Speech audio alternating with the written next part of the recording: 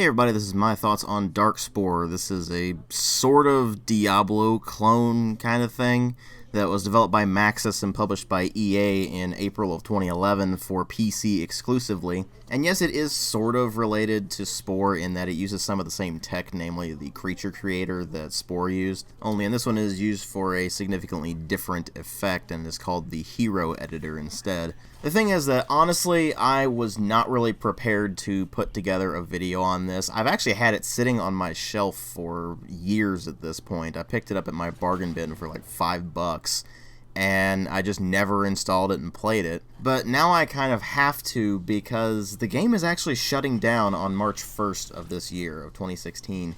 And honestly, I wouldn't have known that had I not watched Ross's Game Dungeon on it, so if you follow him, you're probably aware of this. But he put together a video on it for his Game Dungeon series. As I'm recording this, it's actually today that he uploaded it. And he actually finished the game, so if you want more complete thoughts on this, you might want to watch his video. I will have a link in the video description box, and I'll probably put one up in annotation as well. It's worth watching regardless, because he's a pretty entertaining guy. But he does that from a perspective of a guy who has actually finished the game, whereas I'm doing this as a perspective of somebody who has just started it and put about an hour or so into it. So I really want to stress that this is not a review, and I constantly see people saying, oh, these MTOs are great reviews. They're not reviews, they never have been, they never will be. And this one in particular is just kind of a first impressions more than anything else. And honestly, I don't really see myself finishing it, but I'll get to that more when I get to the gameplay portion. Let's first talk about the presentation, starting with, of course, the visuals, which are done in this sort of sci-fi, slightly cartoony art style,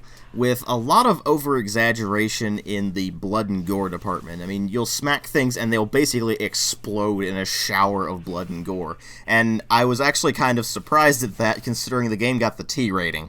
And normally, if there's that level of gore, then it's easily an M-rated game. But I guess because it's weird sci-fi alien creatures, it's perfectly okay. Whatever. ESRB never makes any sense. But anyway, the graphics themselves, while not super high fidelity or anything like that, are actually rather pleasing to the eye. The aesthetic is very well done, and the artwork itself is well detailed for what it is, and considering the art style they went with, they didn't really need to put a huge amount of detail in anything.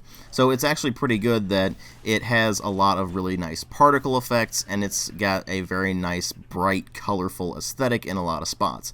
Sure, the environments themselves are often kind of brown or gray, but pretty much everything else is very colorful. There's a lot of light in this, and it actually is just really pleasing to look at. It definitely really excels at its sci-fi aesthetic. These worlds that you're in just look great. But that's really the only thing that outright impresses about it, because everything else is just fairly average, which is not a bad thing, but it's certainly not a particularly great thing either. Same goes for the sound design. The sound effects themselves work, and there's not really much else to say about them, and the voice acting is very utilitarian. As far as I can tell, there's only the ship announcer voice that you hear on a regular basis, and it's okay. It's kind of robotic in some ways, but it's meant to be. It'd certainly be nice if there was more voice acting, but I can kind of live with what they've got right now. And the only thing that really pops out as far as the sound design goes is the music, which on occasion is pretty solid. It's got some nice sci-fi tones going on, but unfortunately it is kind of a generic sci-fi soundtrack, so most of the tracks are just fairly meh, and there's only one or two of them that actually really stand out. But hey, at least it all fits in fairly well. But of course what really matters here is the story and the gameplay, although from what I've played there's really not much in the way of storyline. They did throw in quite a lot of writing, it's just that that writing doesn't really do anything to actually enlighten you as to what's going on. So unfortunately it ends up just coming across as a bunch of techno babble that doesn't really make a whole lot of sense.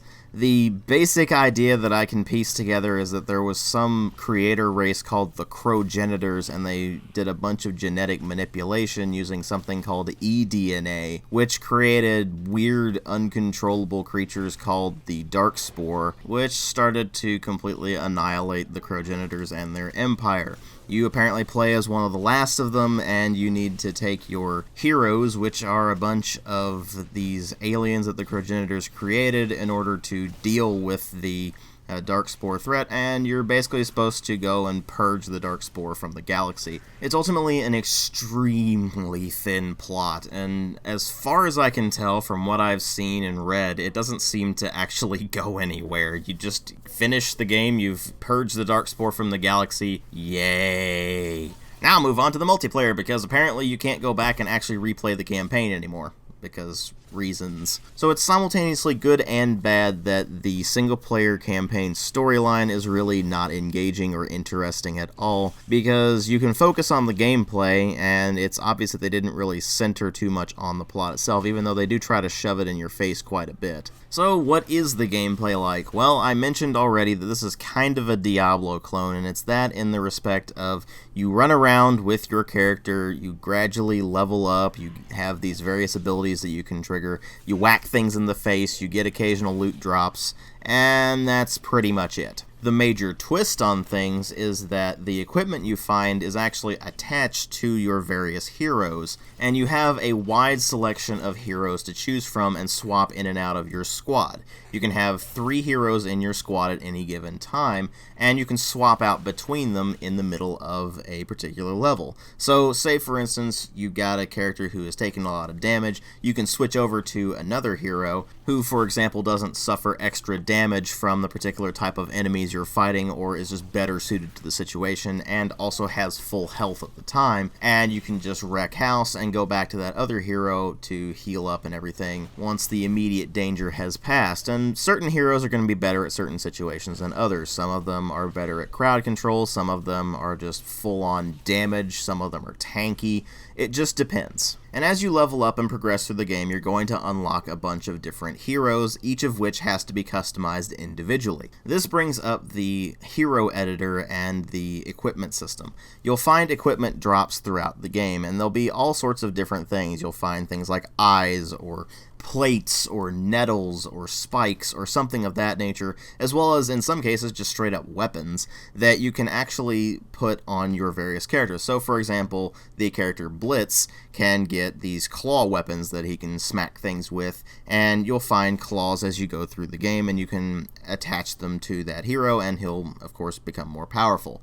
This is actually how you level up your heroes, by the way. It's a really odd system because it means that your character's levels are tied to how they're decked out, and the more stuff they've got on them, the higher level they are and the more damage output they have and everything like that, which means that the newer characters that you unlock, especially when you get later on into the game, are going to be at a distinct disadvantage compared to the ones that you start out with early on, because they're just not going to have access to the same types of leveling up equipment and mutations and such like that are really needed to become a really high level powerful hero. And so you're going to have to do some grinding in order to get stuff that is actually capable of being used on them. I did notice that some items were not usable on certain heroes if they didn't fit the same kind of affinities that those particular items had. So there is a slight bit of complexity to it, but eventually you're probably going to be swimming in these various upgrades and you're not really going to be able to keep track of anything anymore. And that's one really nasty problem that this game has. It doesn't really explain itself all that well, and more importantly, it doesn't really do a lot to let you keep track of things that are going on. You just kind of have to mess around with things until you figure out exactly what the game is trying to get you to do. So, for example, when you unlock the additional powers that you can get for your various heroes, you'll find that it doesn't explain what they are, and you have to just hover over them and read the tooltips. And that's kind of a pain when you're in the middle of a fight already. So more often than not, you're probably just going to have to wait until you end that particular fight and then take a look at the ability and go, oh, I could have really used that in that fight. Thanks, game. Luckily, it's only the first couple of levels that unlock the various abilities that your characters have, and so you'll know exactly what you're getting into going later on in the game. But the way they've set up those first couple of levels is pretty awkward. So it would have been nice if the tutorial could have gone over things like all the various abilities that a given character has, as opposed to just giving you the basic controls and really not much else.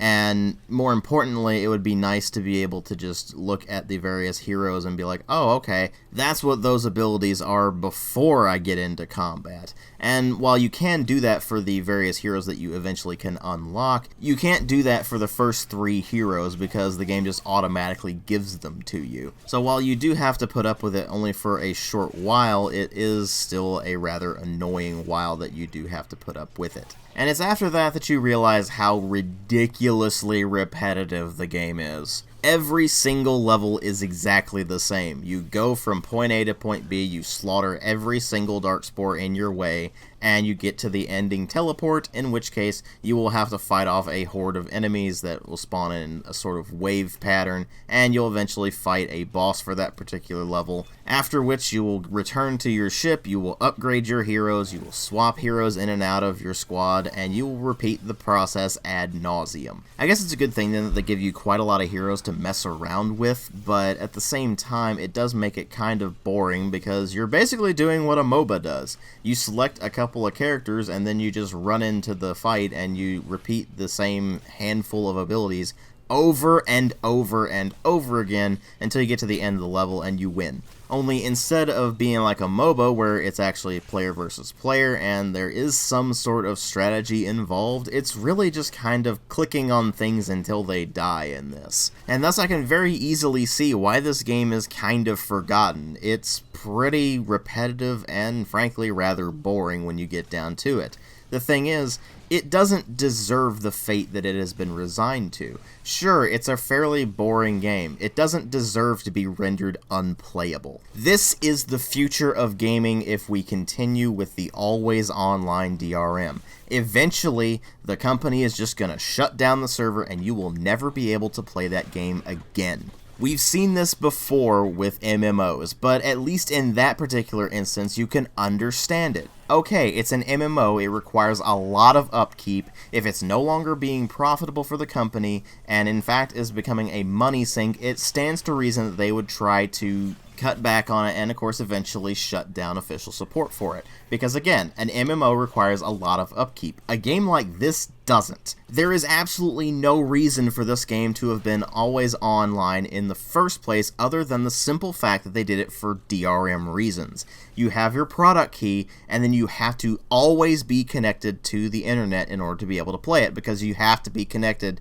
to their authentication servers to actually be able to play the damn thing. And on top of that, they store your character information and everything on their servers. So once their server is shut down, that's all gone, you can't play this anymore. That is the ultimate fate of every game that requires always online DRM, and it is not acceptable. And while I'm sure some of you will be like, oh, but DW, nobody plays Darkspore anymore. If it's such a wimpy game, then why are you so bothered by it? Well, unlike a lot of people, I don't treat video games as expendable commodities. And unfortunately, there's a persistent mentality of video games just being expendable. You play it once, you're done with it, you don't ever go back to it, whatever, no big deal. And that is not a healthy way to look at video games. It's not a healthy way to look at anything.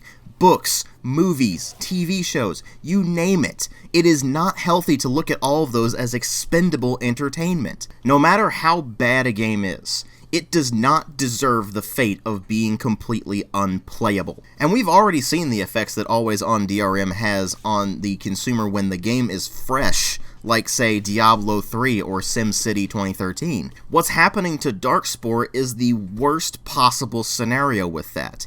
And if you think that this isn't even relevant in the year 2016 anymore, because this game was released in 2011 when that whole always on DRM thing was very, very big, I would like to direct your attention to the very recent release of Star Wars Battlefront 2015. Sure, it's not a very good game, but that doesn't excuse the fact that it will be completely unplayable whenever EA decides to pull the plug on it. Again, no game deserves that fate. We already have a hard enough time trying to preserve old games that were released on obsolete media like 5 1/4-inch floppy disks, which you can't use anymore. You cannot get a 5 1/4-inch floppy drive anymore that will actually run in a modern computer. And that's to say nothing of the video game systems that used cartridges or cassette tapes. Yes, some actually used cassette tapes and other obsolete media. That's just a matter of the technology advancing past the point where that particular technology is relevant. In Darkspore's case, it is entirely because the publisher wanted complete control over the game.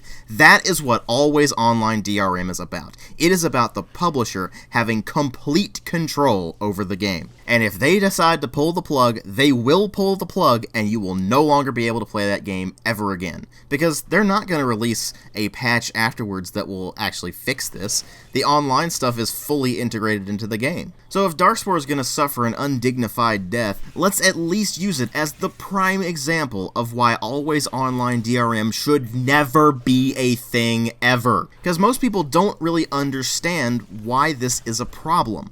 Darkspore is the perfect example of why. Even if you wanted to go back to it and play it, you can't really get it anymore. It's not available digitally. It hasn't been since 2013, for some baffling reason. And now even our physical game discs for this, which is what I have and what I was playing this on, are going to be completely useless. And if Always Online DRM continues to expand and become more standard, that is what's going to happen for every game out there. That is completely unacceptable, particularly if you consider video games as a form of art. Video games deserve to be preserved along with things like films, or music, or novels, or other written works. They all deserve preservation. The history of the gaming medium should not be up to the whims of publishers and copyright holders who decide to shut down a game and never have it be playable again, just because they function from a purely business-oriented mindset. This is a big reason why I support GOG as much as I do.